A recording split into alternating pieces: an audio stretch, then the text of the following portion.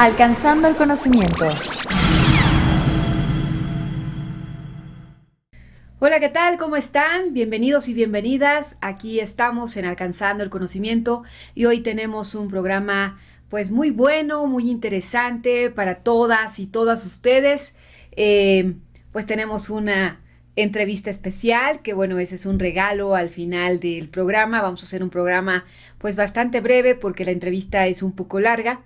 Soy Berta Alicia Galindo y comenzamos. Pues este jueves se celebró el 15 de mayo, el Día del Maestro. Felicidades a todas y todos los maestros. Y bueno, pues la presidenta Claudia Sheinbaum dio un aviso pues muy bueno, un regalo para las maestras y los maestros de la educación pública de México, y pues se les incrementará un 9% retroactivo al 1 de enero y también un 1% adicional en septiembre. Fíjense cómo ven, esto fue lo que ocurrió pues este jueves en el Día del Maestro. Esto fue lo que dijo la presidenta Claudia Sheinbaum. En este momento retroactivo al 1 de enero vamos a dar 9% de aumento salarial.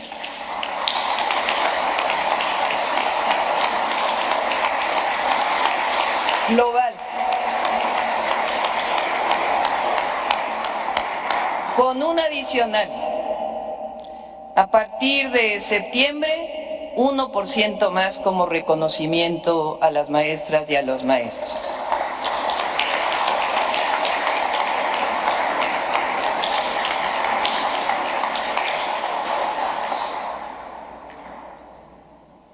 De verdad que ojalá pudiéramos dar más, ¿no es?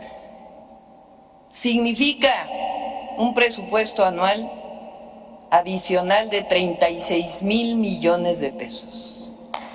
Este aumento que estamos dando. Y por si fuera poco, pues también tomó en cuenta que con estas reformas, ustedes recordarán, en los últimos años que se fueron haciendo con las maestras y maestros, pasaron dos cosas, sobre todo en las vacaciones de verano. Se redujeron mucho las vacaciones de verano para las y los niños, las y los jóvenes de la educación básica y media superior. Pero también pasó otra circunstancia, los maestros ya no tenían vacaciones. Si acaso tenían 2 semanas de vacaciones. Salían después de que los chicos salían de vacaciones porque tenían que entregar pues toda esta serie de boletas, exámenes, papeleo, en fin, títulos, certificados, toda esta parte que tienen que ver los maestros. Y luego pues entraban una semana antes pues o 2 semanas antes para capacitarse, entonces pues no tenían vacaciones. Y pues la presidenta reconoció esta necesidad y pues les devolvió una semana de vacaciones. No sabemos en qué periodo, pero lo más probable es que sea en el verano, que fue cuando se ajustaron, se recortaron más. Esto fue lo que dijo. No es petición de los sindicatos, es un asunto que siempre lo he pensado. Las maestras y los maestros casi no tienen vacaciones, porque cambió el calendario escolar. Y normalmente acaban las clases y todavía se quedan. Y antes de que inicie el calendario escolar, entran antes. Entonces, le sugerí al secretario de Educación Pública y le pareció bien, y además hicimos un análisis de los calendarios escolares en todas partes del mundo. Entonces, les estamos dando una semana más de vacaciones a las maestras y a los maestros como parte de su trabajo. Otro de los temas que, bueno, pues es una problemática por la que maestras y maestros han estado luchando, y bueno, junto con esto, pues el CENTE, la CENTE, los sindicatos que apoyan pues a todos los maestros y maestras del país, pues es que con los cambios de la ley se hizo pues como una determinante que la jubilación pues ya no fuera necesariamente por el tiempo de servicio, sino por la edad.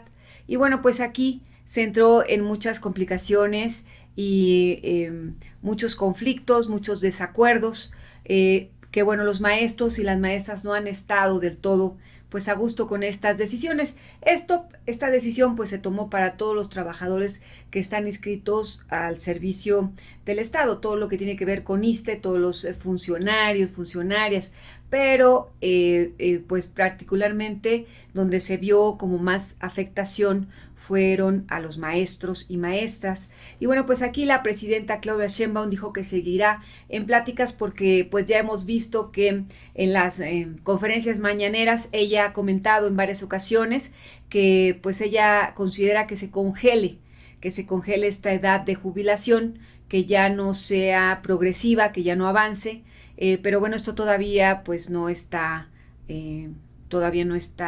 asentado en una ley. Habrá que ver qué pasa en los próximos días. Y en la UNAM pues estuvo la cátedra de la Secretaría de Hacienda y pues ahí estuvo el secretario de Hacienda Edgar Abraham Amador Zamora, y bueno, pues él afirmó que la educación pública, incluyendo a la universidad pública, es un bien y una obligación del Estado y debemos de seguir comprometidos con su financiamiento. Bueno, pues esto pues ya se ha hablado en varias ocasiones acerca de los recortes, presuntos recortes a las universidades, y bueno, pues ya el secretario de Hacienda ha salido al paso a decir esto. Y esto se llevó a cabo al participar en la cátedra de la Secretaría de Hacienda organizado por la Facultad de Economía de la UNAM y se denominó Panorama Económico de México, Crecimiento y Retos Estructurales. Esto fue inaugurado por el rector de la UNAM, Leonardo Lovení Vanegas, y pues el rector afirmó que la universidad pública pues es un logro de un movimiento social importante como lo fue la misma Revolución Mexicana.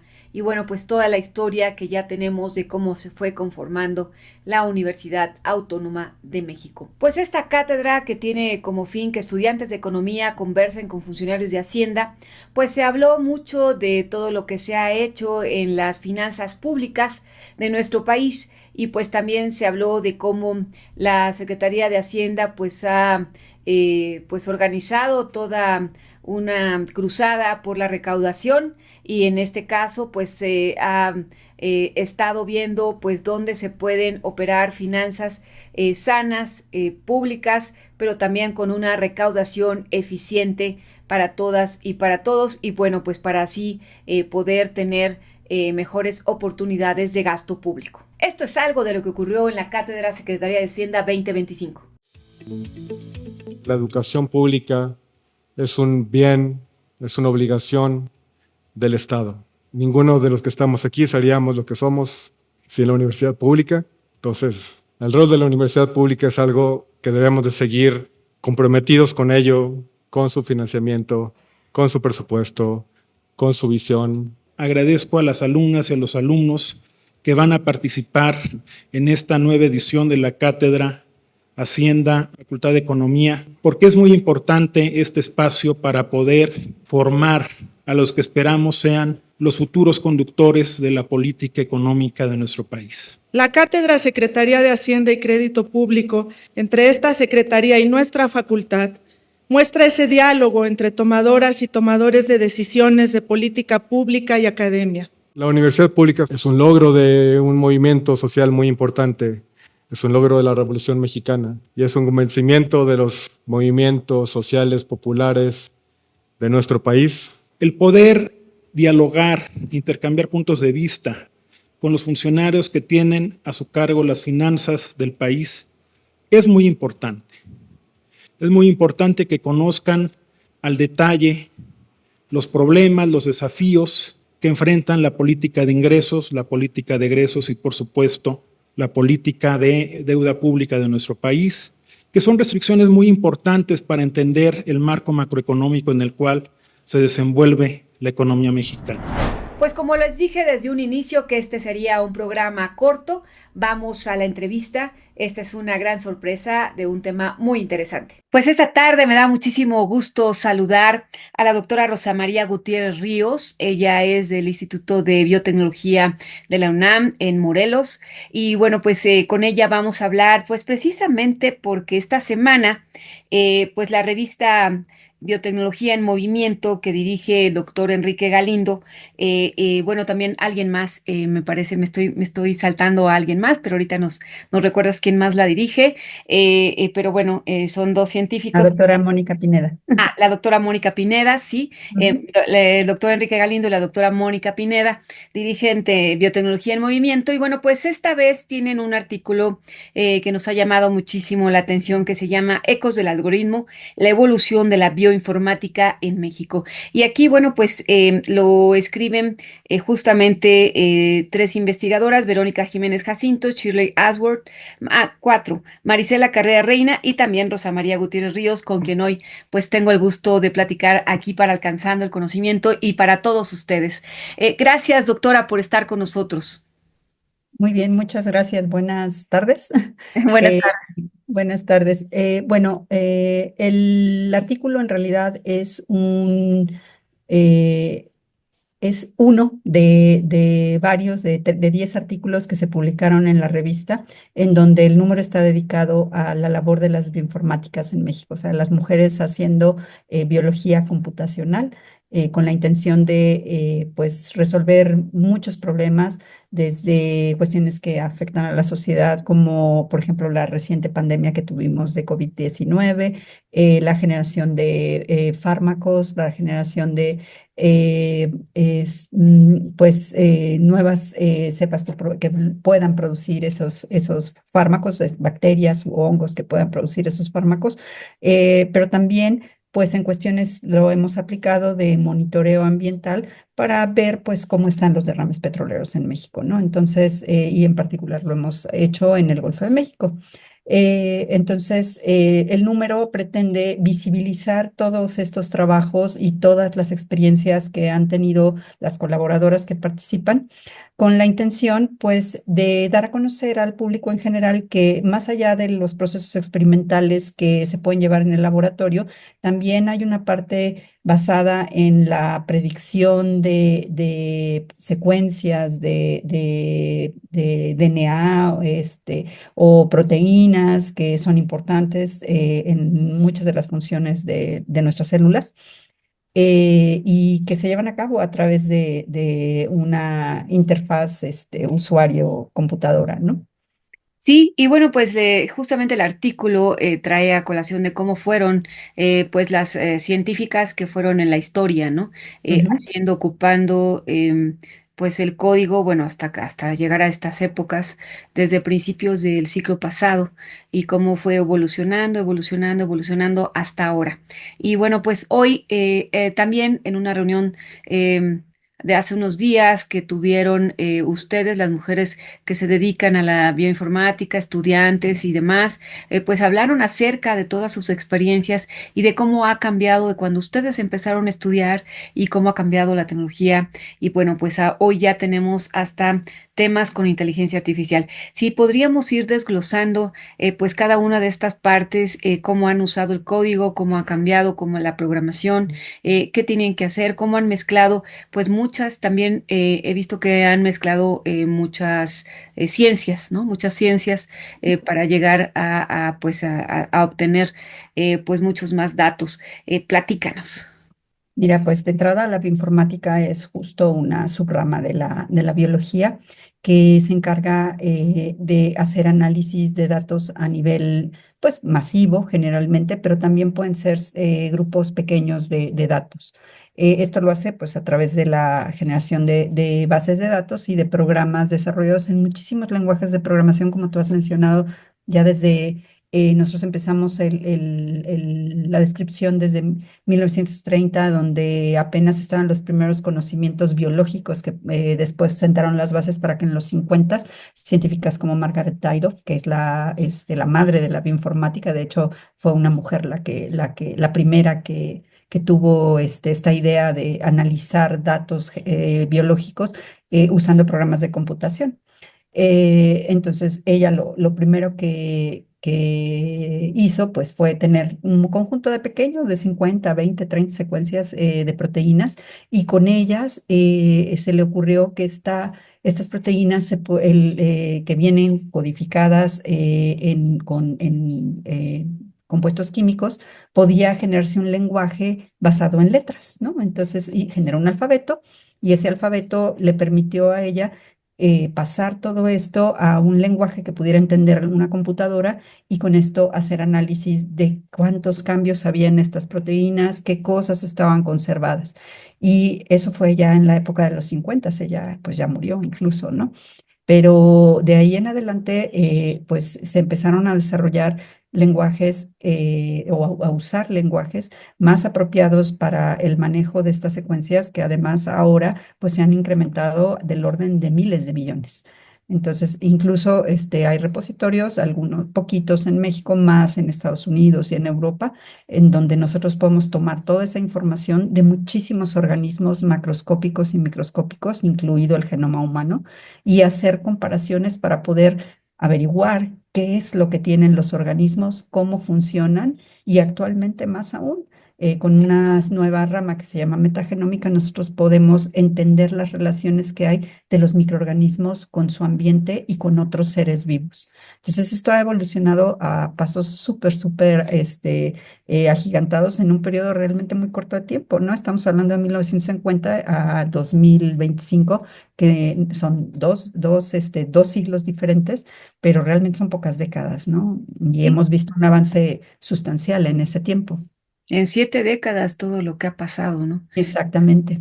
Y Y bueno, y en el caso, por ejemplo, de nosotras, yo soy una bioinformática, pues ya de las primeras que en México, en donde pues empezábamos a incursionar. Tenía yo muy poquitas compañeras, la mayoría las eran computadoras compañeros. eran así, ¿no? Las computadoras, sí, de hecho teníamos estaciones de servicio en donde los monitores eran de estos largos, Ajá. de 50 centímetros hacia atrás. E incluso pues cuando estudié, pues todavía usábamos discos para cargar el sistema operativo A y bueno, floppies. ¿Te acuerdas de los y los floppies? floppies, sí, los floppies. Pero bueno, ya cuando estuve haciendo el doctorado y la maestría y todo esto, pues ya no era así, ya teníamos servidores y teníamos la capacidad de conectarnos con una máquina y preguntar cosas de datos que estaban almacenados en un lugar distinto. Y esto, pues ahora es el pan de cada día, ¿no? Todos los días nosotros nos conectamos para pues, nuestros celulares, ¿no? Y este tipo de conversaciones que tenemos, todo va a servidores.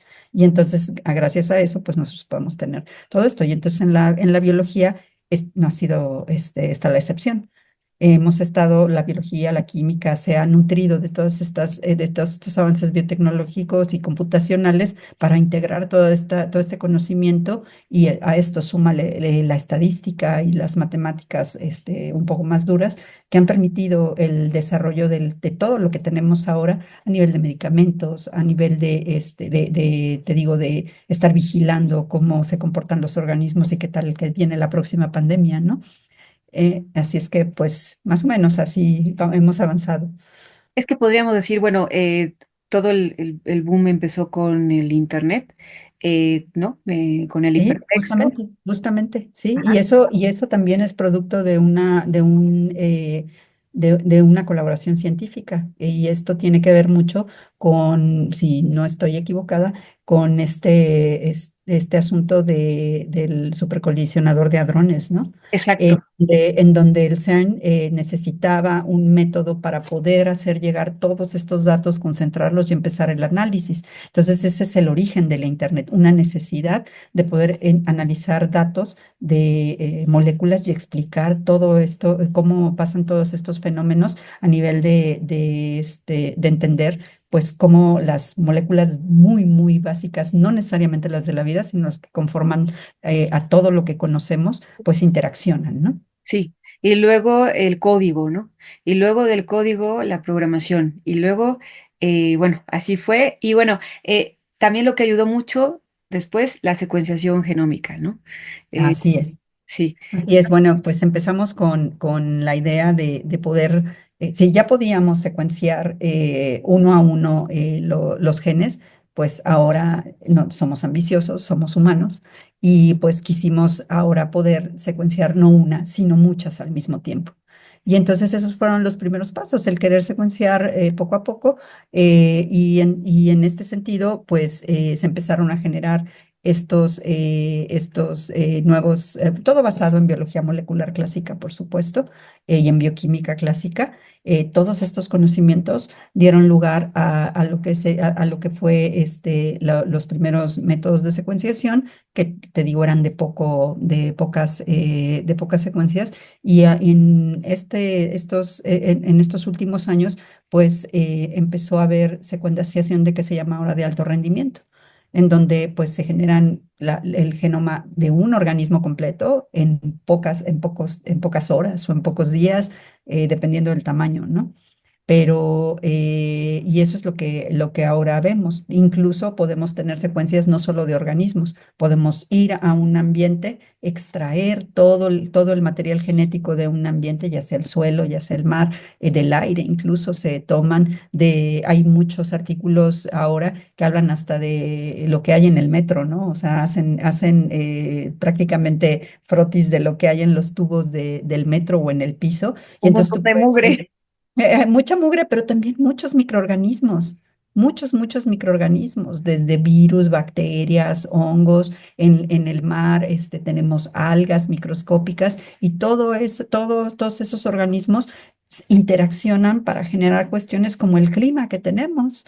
Esta cuestión de cambio climático impacta importantemente en estos organismos que son productores, por ejemplo, de CO2, de oxígeno, y entonces estamos pasando a darles demasiado, así que como dices, demasiada mugre, dijiste, y entonces ellos empiezan a hacer sus procesos, a adaptarse y a producir compuestos, pues que están también cambiando la atmósfera, ¿no?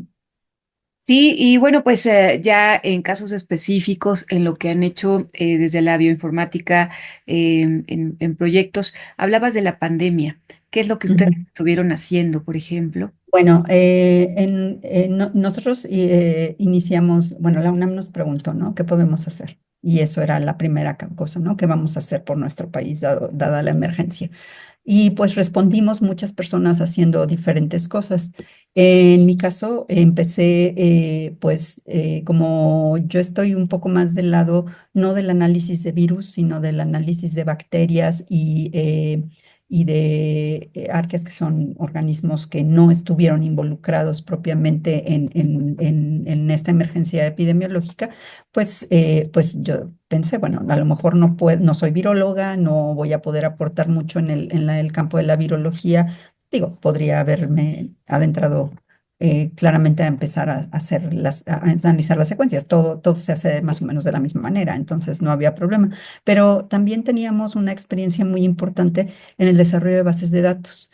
Y esto vino al caso porque previo tuvimos un proyecto en donde pues nos pidieron analizar a las bacterias que están en aguas profundas del Golfo de México. Mm. Y pues de ahí empezamos a tomar experiencia para extraer material genético, hacer análisis computacionales para saber si había bacterias, si esas bacterias eran capaces de degradar los hidrocarburos del petróleo, que era lo que era lo importante. Saber si hay un derrame petrolero, si íbamos a poder, si las bacterias nativas iban a poder responder, y eventualmente si se podían generar grupos de bacterias pues el sueño es poderlas poner en el mar y que degraden rápidamente el contaminante. Entonces, como teníamos esa experiencia, pues lo que propuse fue, bueno, pues vamos a hacer una base de datos epidemiológicos, y nos empezamos a colaborar con gente del Instituto de Matemáticas Aplicadas en Sistemas de la Ciudad de México, pero dentro de la UNAM. Y luego ya nos contactamos con la SECTEI, que es la Secretaría de Ciencia y Tecnología de la Ciudad de México, y fueron los primeros datos que empezamos a organizar. Pues una de las cosas que era muy importante en esa época era pues ver cómo se iba a responder. O sea, cuántas ambulancias teníamos, cuántos hospitales teníamos, cuántas camas tenían esos hospitales, cuántas camas de terapia intensiva, cuántos respiradores. Entonces, toda esa parte de la que no es biológica propiamente estaba desorganizada y se necesitaba organizar. Después crecimos a nivel nacional y entonces se empezó a colaborar con la Secretaría de Salud para hacer una base de datos y análisis epidemiológicos que nos permitieran predecir cómo se iba a comportar la pandemia.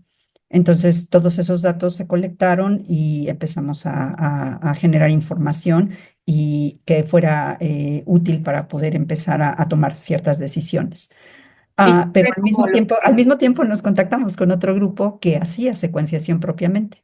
Y Mm. entonces ya nos adentramos, hicimos bases de datos mixtas con datos de genes y además datos epidemiológicos y pues logramos hacer análisis que incluyeran estas dos para desde ver a dónde muestrear, y para ir bien monitoreando justamente la pandemia y predecir cuándo una ola iba a empezar y cuándo iba a terminar. Entonces, fue un trabajo pues de emergencia y de poquito tiempo, en menos de 6 meses, ya estábamos haciendo todo eso en donde no teníamos ninguna experiencia. ¿Y qué fue lo que es como lo más relevante, lo más destacado? Digo, ahorita pues ya se puede saber, digo, en ese tiempo a lo mejor no, pero ahorita ya se puede saber de lo que encontraron, de lo que tenemos que tomar en cuenta para una siguiente pandemia, como cuáles tus reflexiones. Es interesante. Fíjate que sí es muy interesante porque lo que nos dimos cuenta es que el estado de salud general de las personas es determinante en la forma en que terminas después de recibir la enfermedad. Por ejemplo, las personas que tenían comorbilidades importantes, como por ejemplo diabetes, hipertensión, obesidad, tendían a ser las personas que sobre todo al principio de la pandemia, que teníamos un virus muy agresivo, pues vimos que después de hacer un análisis, publicamos de hecho un artículo con toda la epidemiología y la acoplada a todo esto de variantes y también pues metiendo todas las cuestiones de vacunación y para pues todos los datos posibles, ¿no? Y también toda esta información que la Secretaría de Salud sí colectó, pues de entrevistas, ¿no? Porque a nadie le hacían pruebas ahí para saber si era diabético o hipertenso, o sea, solo el IMSS lo tenía muy claro porque con sus pacientes, ¿no? Entonces, lo que vimos es que tener comorbilidades, en particular esas tres que te menciono, eran un problema y comorbilidades combinadas, pues daba como resultado que las personas tuvieran un desenlace menos prometedor que las personas más sanas. También descubrimos que la gente joven, no los niños, desgraciadamente, pero sí la gente joven entre 30 y de 15 años en adelante aproximadamente, pues eran la gente que resistió mejor y eso tiene que ver también pues con la edad, ¿no? Y que están en general más saludables, a pesar de que tenemos un problema de obesidad infantil muy marcado en México, ¿no? Entonces, sí aprendimos muchísimas cosas en ese proyecto y pues ahí la bioinformática jugó un papel importantísimo, tanto en la detección de los virus como en tratar pues ver cómo iba a evolucionar esta pandemia. Y, y, y bueno, me imagino que también te da como los elementos para si lamentablemente tuviéramos que enfrentar otra pandemia que fue terrible y esperemos que no, tocamos Ujú, madera, eh, ujú. pues también como para tener ya nuevos elementos de prevención, nuevas Sí, circunstancias, ¿no? sí. Porque, por ejemplo, cuando la gente empezó a morir con y entonces se empezaron a ver estas tres comorbilidades, o sea, como que era repetitivo, ¿no? Lo que sucedía Ujú, con ujú. cierto tipo de gente, Sí. aunque también nos llevamos sorpresas, ¿no? Nos llevamos sorpresas de gente deportista que murió, nos llevamos sorpresas de gente inesperada o que no tenía esas comorbilidades, pero principalmente en estas tres, pues sí fueron como una cosa y una alerta para decir a la gente, bueno, si tú tienes diabetes, pues tienes que tener un cuidado mayor, o si tienes Sí. hipertensión, o si tienes obesidad, pues empieza a bajar de peso, mejora tu alimentación. Hay mucha gente que a partir de ahí, mucha gente que sí lo tomó muy en cuenta y a partir de ahí, pues tiene cuidados yo he visto, ¿no? Que se cuida mucho la alimentación, cambió su manera de pensar, está muy de acuerdo con no comer comida chatarra, basura. O sea, sí hay gente que sí tomó muy en cuenta esto. Sí, sí, sí, yo creo que fue un aprendizaje pues rudo porque fue muy a fuerza, ¿no? Sí. y muy difícil para muchas familias que incluso familias enteras murieron, ¿no?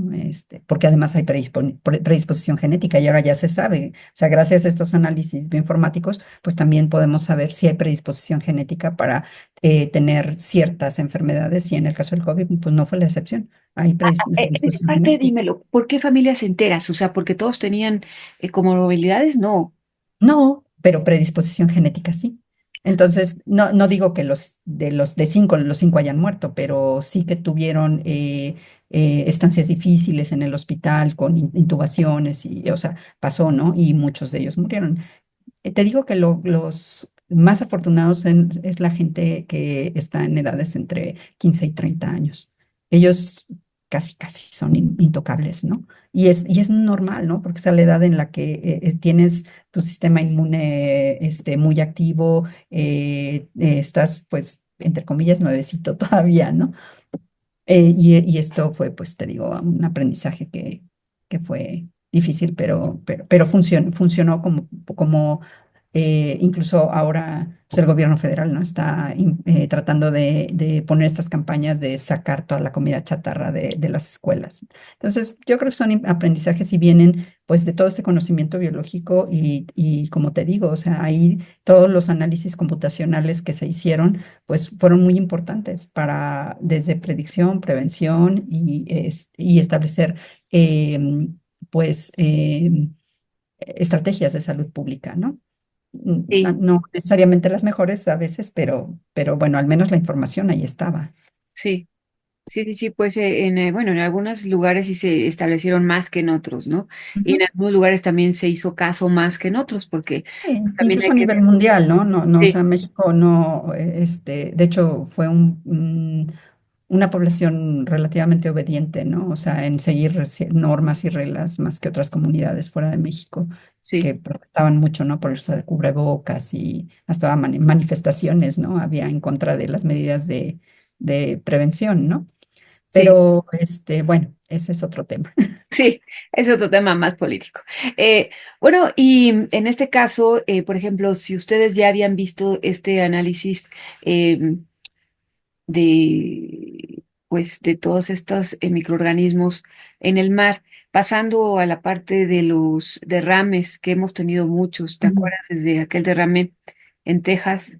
Eh, Ajá, el de Deepwater Horizon, sí. exacto, y después de ahí, muchos más derrames hasta los últimos en Tabasco, y bueno, lamentablemente en las costas del Golfo y lo es en el estado de Veracruz, por ejemplo, pues las playas tienen chapopote, si no es Sí. chapopote, tienen petróleo.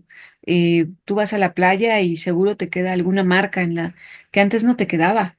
¿Y qué ha pasado? ¿Esas bacterias no son capaces de comerse los microorganismos? Sí, pero no en el tiempo en que nos gustaría que lo hicieran. Ah, El asunto es que estas bacterias, pues como todos los microorganismos, tienen una capacidad que tiene cierto límite, ¿no? Y uno de esos limitantes es el tiempo. Entonces, aunque naturalmente están ahí y ha habido una presión para seleccionarlas, porque pues está el hidrocarburo, hay que crecer y hay que comer, y entonces pues toman los genes o desarrollan los genes necesarios para poder contender con este tipo de alimentación para ellas, porque para ellas es un alimento que les permite producir energía y les permite reproducirse. Pero desgraciadamente, pues el volumen que se necesita y el tiempo que se necesita para hacerlo no, naturalmente no podemos llegar a él. Entonces, lo que se hace generalmente en esos derrames es que se pone una molécula que se llama biosurfactante que auxilia a que el petróleo se disgregue en fracciones más pequeñas y esas fracciones son las que sí pueden consumir estas bacterias.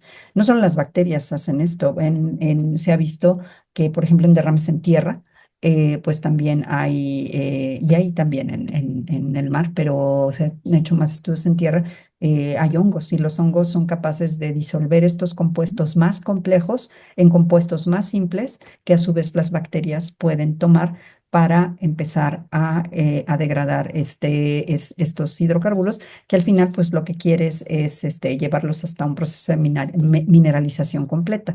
Pero todavía, aunque esto puede llevarse a cabo, pues toma muchísimo tiempo. Por lo que te digo, o sea, tiempo y volumen de bacterias, no hay tampoco tantas, pero incluso se degrada, la degradación no llega a ser completa y todo esto, pues como bien dices, sí hay en la superficie, que debe de ser de cosas más recientes, pero también pues esto se sedimenta y entonces en el fondo del mar, pues tú puedes encontrar esto. Y por un lado está lo que nosotros hacemos por la extracción y por el transporte del mismo hidrocarburo, pero también esto sucede porque ahí hay petróleo. Naturalmente hay emanaciones del mismo. Y entonces vas a ver manchas en el mar que nadie las hizo, no son producto de la intervención humana, sino que naturalmente esto está ahí y esto es lo que ha propiciado que estos microorganismos existan. Entonces, el punto es que si quisiéramos tener como que la bala mágica de la remediación de todos los contaminantes que producimos, ¿no? Los plásticos son otro problema también. ¿Habría Y aunque bacterias que se comen los sí, plásticos? hay bacterias que se comen los plásticos, pero lo mismo, o sea, no, si esto fuera rápido y fácil de hacer, pues no tendríamos esas islas, ¿no? Creo que hay como 7 ya en todo el mar.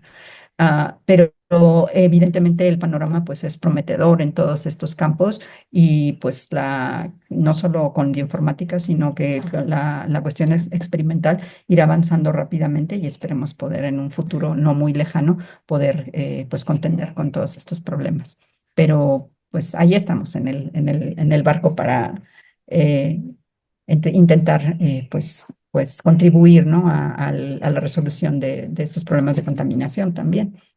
Y ahí la bioinformática es importante por la secuenciación, ¿no? Que te permite identificar. Y a lo mejor ojalá que la bioinformática pudiera pues ayudar con esto porque pues siempre se contamina muy rápido, pero pues luego se restaura pues lento, porque además Ujú. pues también todas las cosas, o sea, por ejemplo, si talas árboles pues van a crecer lento, ¿no? Porque un árbol lleva su tiempo y pues es muy fácil contaminar, talar árboles, destruir y luego para construir, o sea, sí, sí. Exactamente. Sí, o sea, eso de reforestar no es de un día, ¿no? O sea, tú plantas plántulas, ¿no? Y esas plántulas pues crecen. Así es que, pues, yo creo que hay dos cosas, ¿no? La ciencia, que es muy importante, y no, tanto bioinformática como biología experimental, son muy importantes para entender y colaborar en la restauración de estos ambientes, pero pues también hay una cuestión de prevención que creo que sería más oportuna. Para pues poder estar un poco mejor en estas cuestiones de contaminación y de cambios en los ecosistemas, ¿no? Y también yo creo que nos hace falta más política pública, ¿no? Más política pública que retome a la ciencia, que retome todos estos proyectos Sí, para así es. poder aplicarlos, ¿no? Exactamente, sí, eso es un problema que no solamente estamos viendo aquí en México, sino también en Estados Unidos ahora, justamente con Trump, Ay, que está quitándole dinero a todos estos proyectos que no solamente, bueno, hemos hablado ahorita de contaminación y de una pandemia en salud pública, pero pues también hemos visto como no solamente la bioinformática a través de incluso inteligencia artificial, ahora con estas nuevas tecnologías de AlphaFold, que son pues la novedad para la predicción de estructura de proteínas y para diseño de fármacos, incluso de diseño de moléculas nuevas, pues se ha cortado el presupuesto para este tipo de proyectos y otros asociados al cuidado del ambiente, a la salud. Entonces, pues si no tenemos ese presupuesto para poder seguir avanzando, pues va a ser muy difícil, ¿no? Que cualquier ciencia tenga frutos adecuados. aquí platícanos un poquito más de AlphaForm, cómo está funcionando para pues hacer estos medicamentos que son justamente dirigidos exactamente a un padecimiento específico Ujú. y hay muchos anticancerígenos y muchas cosas que se están haciendo. Platícanos cómo ha avanzado esto y qué van a hacer Ajá. ahorita que pues uno de los principales países que ha desarrollado la investigación, o más bien la investigación y el desarrollo, que las ha llevado a muchas cosas exitosas junto con las farmacéuticas, pues ahorita está ocasionando una crisis en esta parte, pues en la ciencia en Estados Unidos y en el mundo. Sí, bueno, pues AlphaFold al principio era un proyecto de una compañía hecha por científicos que se llama DeepMind. Sin embargo, las últimas versiones de AlphaFold y dado el éxito que tuvo, que ha tenido no solo para diseño de fármacos, sino también también en la pandemia tuvo importancia porque modeló las proteínas del microorganismo, del SARS. Pues eh, ellos han integradose a Google. Mm. Entonces, ahora Google es el dueño de AlphaFold, y pues no creo que tengan mucho problema porque Google es una empresa enorme que tiene mucho dinero. Y yo creo que no sé qué pensarían las personas cuando lo vendieron, pero tiene sus ventajas y desventajas. La ventaja, pues, es de que pues los recursos no son un problema tan grave, ¿no? O sea, puede seguir habiendo desarrollo. El único problema es que las primeras versiones de AlphaFold, que eran de código abierto y base de datos abierta, pues ya no están disponibles. Ujú. Ahora ya no hay código abierto, ya no puedes saber exactamente qué es lo que está pasando allá adentro. Y una de las cuestiones, no solo en informática, en bioinformática, que son importantísimas, es que tú puedas corroborar y reproducir lo que estás haciendo para ver que tiene cierto grado de validez. En este caso, pues ya no estamos tan seguros, tienes pues creer que las cosas están haciendo bien y bueno, siempre puedes hacer experimentos de algún tipo para corroborar. Pero en el caso de diseño de fármacos, pues está pues todo esto que en inglés le dicen drug discovery y justamente usan estos modelos para predecir las moléculas y en tanto lineal como tridimensionalmente, de tal manera que tú puedas acoplarlas a algún receptor o lo que tú estés buscando o ir sobre alguna pieza de información de genética o proteómica de una bacteria, y entonces tener un medicamento o mate a un organismo que está causando una enfermedad, o tener un fármaco que te ayude, que sea un blanco específico para terapéutico para aliviar cuestiones como cáncer o cuestiones como muchas enfermedades autoinmunes que ahorita pues son incurables, ¿no? Como el lupus, como muchas tantas, como esas, ¿no? Que son enfermedades graves que no tienen cura y que pues la gente tiene un pronóstico muy difícil, ¿no? Entonces Google le va a vender esto, AlphaFold le va a vender esto a las farmacéuticas. Pues yo creo que es lo que viene, ¿no? O sea, tú puedes usar el código, tú puedes meterte a Google, hay una parte de Google que se llama Google Collaborative, y ese Google Collaborative te da un tiempo que es muy reducido y que te permite hacer comparaciones de las secuencias con las bases de datos que ellos han generado, bueno, que DeepMind le vende. Y tú puedes hacer comparaciones, pero lo que te dan es tiempo de máquina. Entonces, lo que sucede es que si tú tienes un proceso muy largo, pues no vas a tener suficiente tiempo de máquina a menos que lo compres.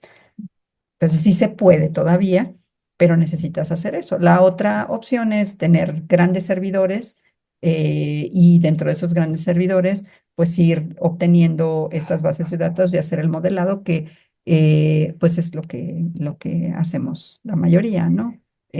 O haces modelos en AlphaFold, pero ya en Google, pero muy, muy limitados. Y entonces esos son el tipo de proyectos que ahora hacemos. Nosotros, por ejemplo, tenemos proyectos de identificar qué proteínas son similares a lo largo de muchos organismos. Digamos, estas proteínas que están implicadas en la degradación de hidrocarburos, vías metabólicas completas, pues nos interesa saber quiénes las tienen, qué organismos las tienen. que ese es parte de un trabajo meramente bioinformático. Entonces, identificas si el organismo tiene la proteína, pero además te interesa saber si tiene todos los pasos subsecuentes para romper ese compuesto hasta un compuesto que ya no es un contaminante y que puede ser útil para el crecimiento de la propia bacteria o del propio hongo de la alga, ¿no? Que son los que lo pueden hacer. Y para eso, pues nosotros usamos estas herramientas bioinformáticas para predecir quién lo tiene.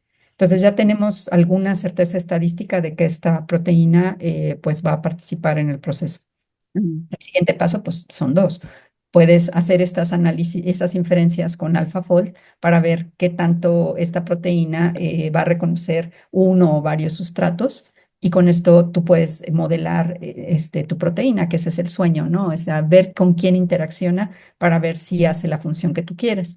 La vía más costosa de alguna forma, pero más segura en realidad, pues es hacer el experimento, poner la molécula que tú quieres que identifique y determinar si realmente experimentalmente está sucediendo.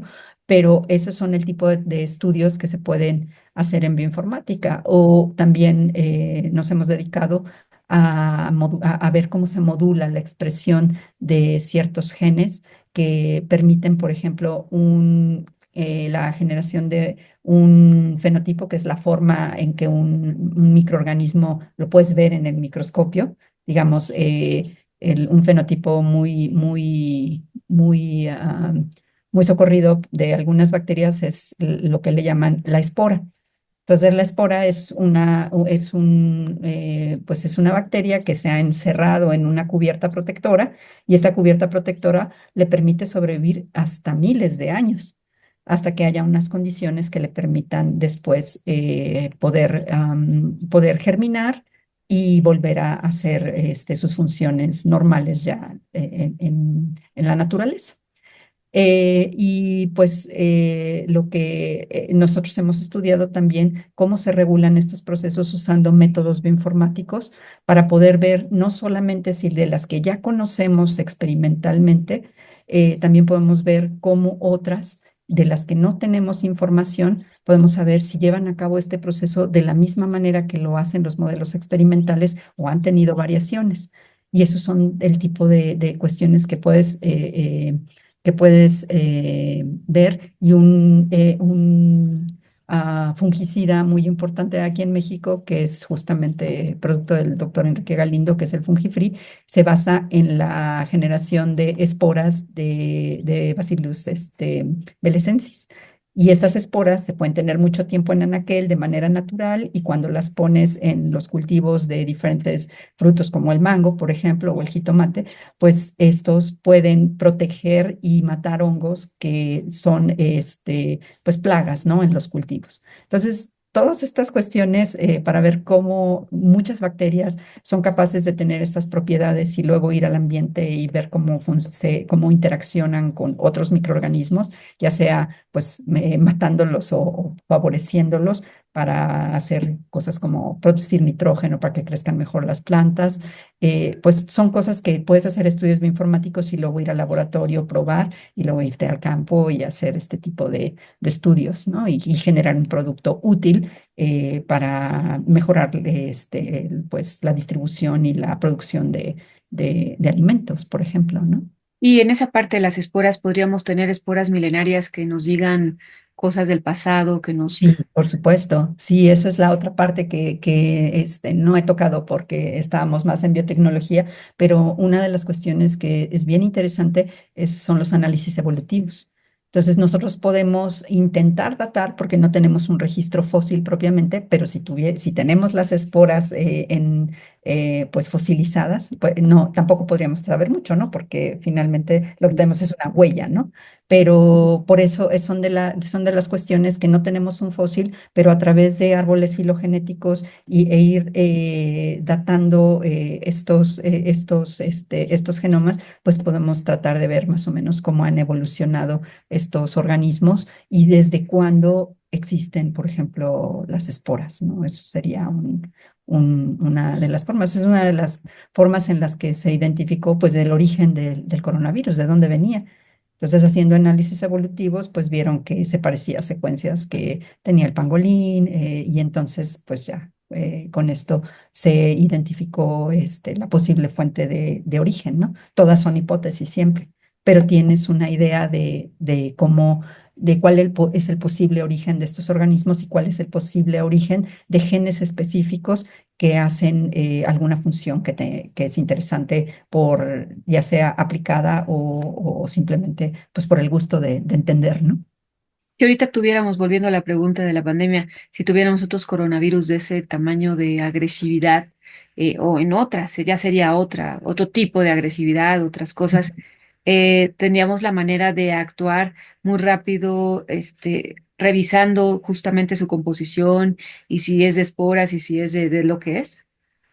Eh, pues de alguna manera sí, porque ya afortunadamente, dada la experiencia, pues se desarrollaron un montón de herramientas de tipo computacional y también que han ayudado además a generar mejores modelos experimentales. Entonces, pues sí, detectar un nuevo microorganismo siempre se hace a través de la secuenciación.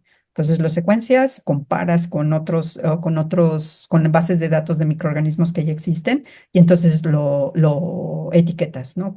De quién es o quién probablemente es y puedes tratar de ver más o menos el origen. Pero hasta que no tienes muchas secuencias, pues no puedes hacer esta parte de dónde se origina, pero sí podrías rápidamente, de hecho, eso lo supieron rápidamente en China, no fue simplemente no se dijo, pero rápidamente se supo que, y eso por el número de pacientes que llegaban a los hospitales y las condiciones en las que estos evolucionaban, pues ahí rápidamente se dieron cuenta que no era algo fácil de tratar y era algo desconocido.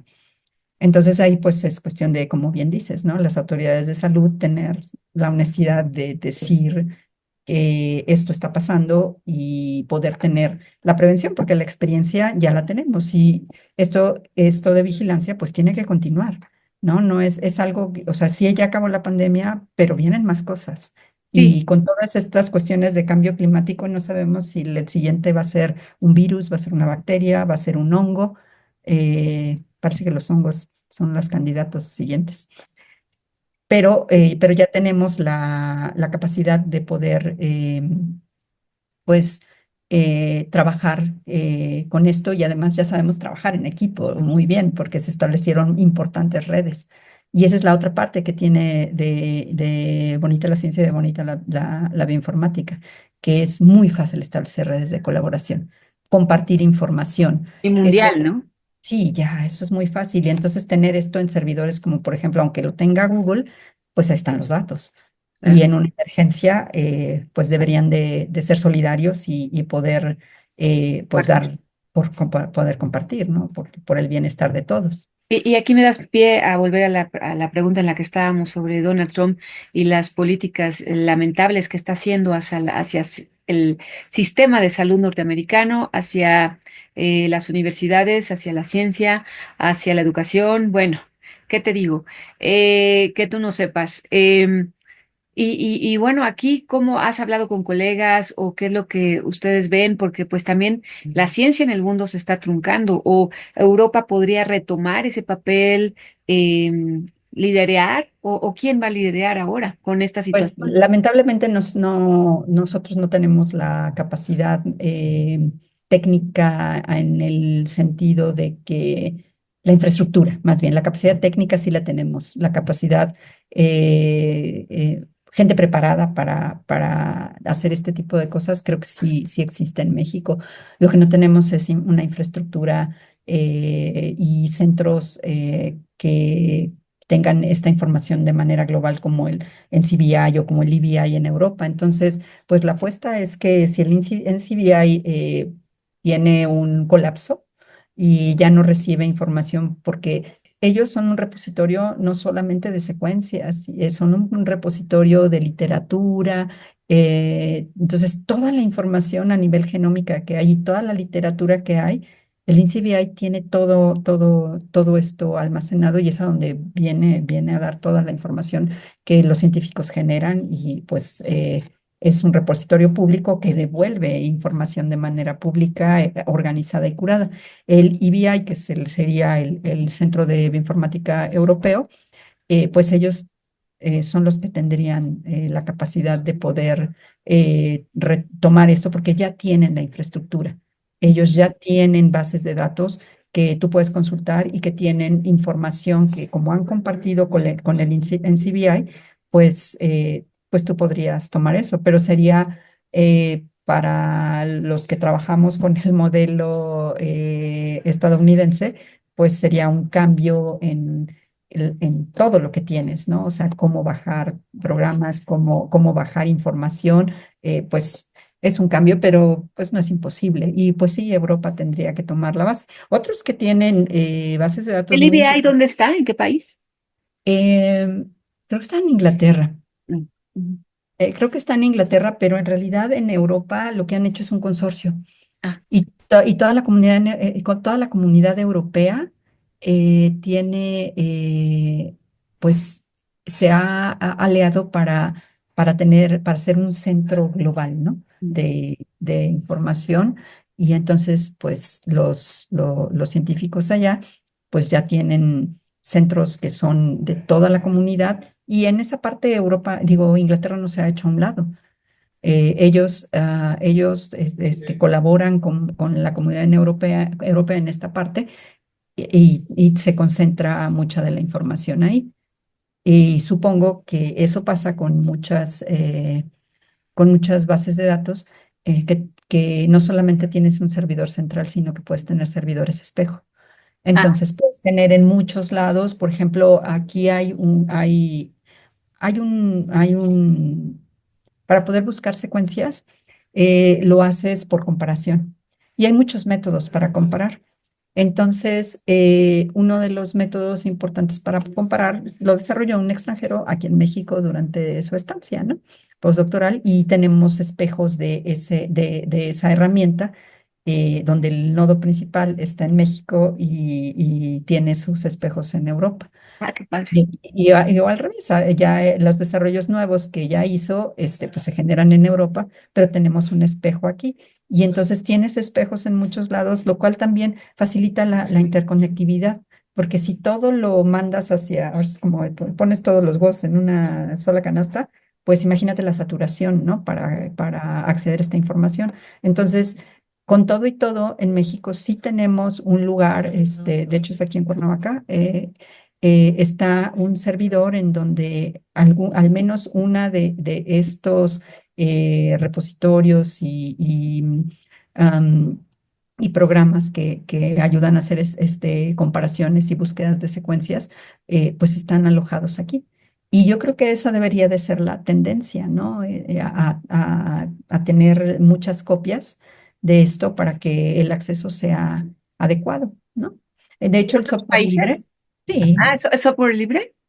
eso, no, sí, por supuesto, todo esto es lo que hace la comunidad científica, todo lo que es hecho por la comunidad es libre, Mm, mm. siempre es libre. El propio, hay software, por ejemplo, tienes Mac y tienes Windows, ¿no? Como sistemas operativos, pero también tienes un sistema operativo que es Linux, y Linux es un software libre desarrollado por la comunidad científica y que es básicamente con lo que trabajamos para poder hacer manejo de secuencias, y eso no lo compras, eso tú vas a un repositorio y hay repositorios en todo el mundo, descargas la versión que te conviene y con esa versión empiezas a montarla en tus sistemas y tiene soporte y tiene muchas cosas similares a lo que tiene Windows o a lo que tiene Mac. Y puedes hacer pues muchísimas cosas alrededor de eso y toda la comunidad es lo que hace. Software libre, abierto, para que sea todo cotejable, ¿no? Doctora, entonces en este caso, pues muchas científicas mexicanas también están padeciendo aquí en México las políticas de Trump porque han trabajado con modelos estadounidenses y universidades Pues estadounidenses. yo creo que ahorita no es tanto, no, bueno, no sé si sea muy grave. A nivel de bioinformática, yo creo que todavía no estamos padeciendo. No sé si los colegas experimentales ya estén sufriendo esto. Lo que sí nosotros estamos sufriendo es, por ejemplo, la reposición de partes Mm, o la compra de reactivos. Entonces, entre aranceles y que casi todo se produce en China, aunque no se quiera reconocer. Por ejemplo, reponer una parte de un ordenador de alto rendimiento es un material que no lo hace Estados Unidos, pero entra siempre a través de Estados Unidos. Entonces, si nosotros queremos reponer una pieza que se ha lesionado, ya sea por antigüedad o por una descarga eléctrica o muchas razones puede haber, pues ahorita nos cuesta trabajo conseguirla. Y, por ejemplo, cuestiones como inteligencia artificial necesitan tarjetas, se corren en lo que se llama GPUs. Y estos GPUs son lo que usan los videojuegos porque son tarjetas gráficas.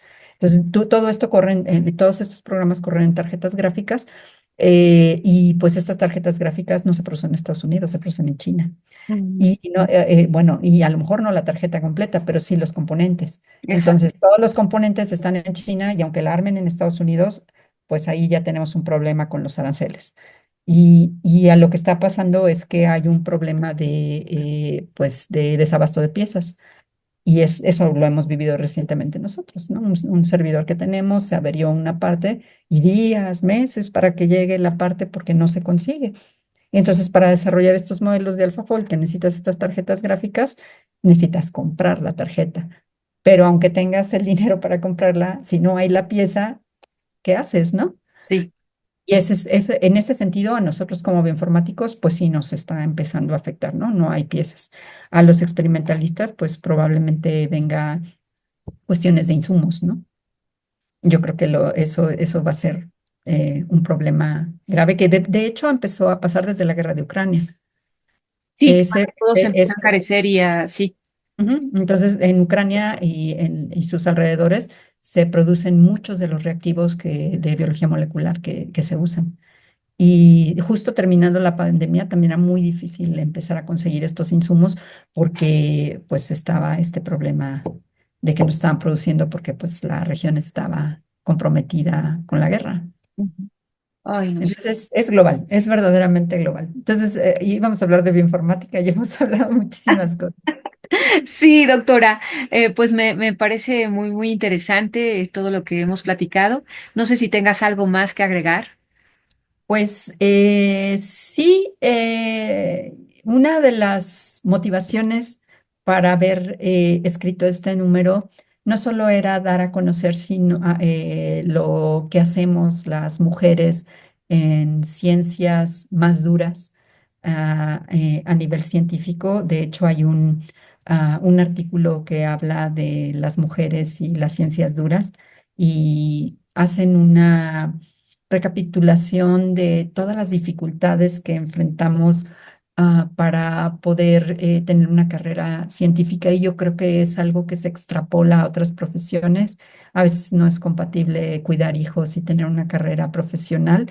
Eso se trata en uno de los artículos y Muy cómo difícil, doctora. hemos solucionado estos problemas y el apoyo pues de la pareja siempre es importantísimo.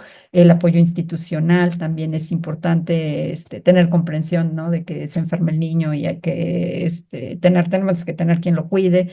Entonces, ese tipo de problemas se abordaron en el número de la revista, pues para poner en contexto que la dificultad, ¿no? Que todavía la sociedad, aunque intenta ser más igualitaria, todavía lleva un No. peso muy importante del cuidado del hogar propiamente en las mujeres y las bioinformáticas no estamos exentas pues de esa tendencia que no hemos podido mover hacia una mayor igualdad entre los géneros. Eso por un lado. Y por el otro lado, la otra motivación era poder dar a conocer a la gente joven que hay una carrera que involucra no solamente cuestiones de biología experimental o bioquímica o biotecnología para generar pues desarrollos biotecnológicos, sino también tenemos una parte donde puedes aplicar conocimientos de matemáticas, de computación y de biología y de química, todo esto junto y de ingeniería incluso, para poder resolver preguntas. Entonces era, por un lado, presentarnos ante la sociedad y por el otro lado, pues dar ejemplos de algunos avances importantes que se están haciendo en el campo y de la historia, como tú dices, los ecos del algoritmo, de la historia de cómo ha ido evolucionando esta ciencia hasta que desde el inicio incorporó a las mujeres hasta lo que actualmente hacemos, en donde somos un grupo pues ya muy nutrido y muchas sociedades, ¿no? Que están de manera gratuita y equitativa dando cursos de programación, de los nuevos lenguajes que se están utilizando, pueden ser utilizados no solamente para las cuestiones científicas, sino que son útiles para el desarrollo y análisis de cualquier área, por ejemplo, economía, salud a nivel no de investigación, pero sí de políticas de salud pública. Entonces, creo que estamos haciendo como mujeres un trabajo importante para poner todas estas herramientas y poner al alcance de toda la sociedad, pues el conocimiento y las formas para poder acceder a él e invitar a la gente joven a que pues se acerque a nosotros y pueda empezar una carrera también en este tipo de temas de biología computacional. Pues doctora, bueno, para decirte que pues esto de la carga de los hijos y demás, pues en todas las carreras, yo creo que también Por supuesto. las comunicadores, periodistas también y muchos otros Sí, que todas, conozco, todas. Ajá. también enfrentamos esto. Y lo otro, pues qué bueno que pues la bioinformática y la biotecnología puedan ser una posibilidad para jóvenes, hombres y mujeres, pues que quieran estudiar esta carrera, que se me hace muy interesante y se me hace muy actual, porque además pues toma muchas ramas de las ciencias duras y además muy necesaria, como dices, para contestar muchas preguntas que van al día, ¿no? O sea, que muchas Sí, sí, soluciones que necesita el mundo. Por ejemplo, todo lo de las bacterias para deshacer la basura, o sea, en fin, o sea, todas estas cosas, ¿no? Que necesitamos, a lo mejor bacterias serían para desalar el agua, quién sabe, ¿no? Habría que ver. Em, sí, bien. Ujú. sí, Sí, todo pues ese sí, mundo. en realidad es un mundo de aplicaciones y los datos luego vienen de lugares insospechados, como bien dijiste ahorita, ¿no? Haces una toma de muestra de tu cubo de basura o de tu cisterna o ¿cómo se llama?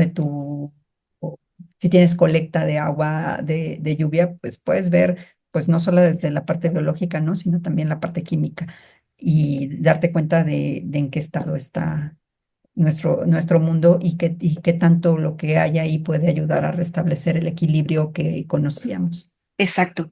Sí, sí, sí. Pues doctora Rosa María, pues muchísimas gracias.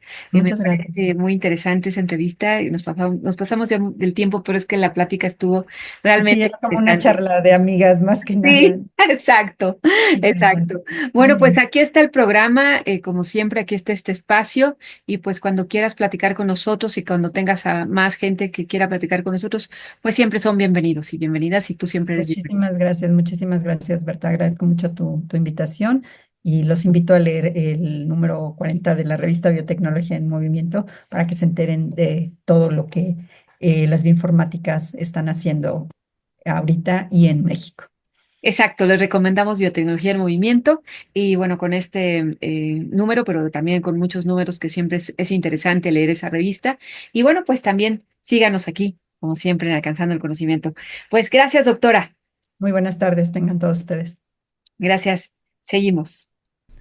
Pues esto ha sido todo. Soy Bertalicia Galindo. Hacemos este esfuerzo para todas y todos ustedes. No olviden pues dejarnos sus comentarios, sus likes y bueno pues muy pronto también estaremos aquí pues ustedes verán en nuestros espacios pues también pondremos pues un anuncio para que ustedes puedan hacernos donaciones porque bueno pues este proyecto lo hacemos con mucho cariño para todas y todas ustedes y bueno pues si ustedes quieren participar muy pronto les diremos cómo pueden ayudar a este proyecto para que podamos continuar llevándoles a ustedes muchas cosas interesantes. Soy Berta Alicia Galindo. Hasta la próxima. Alcanzando el conocimiento.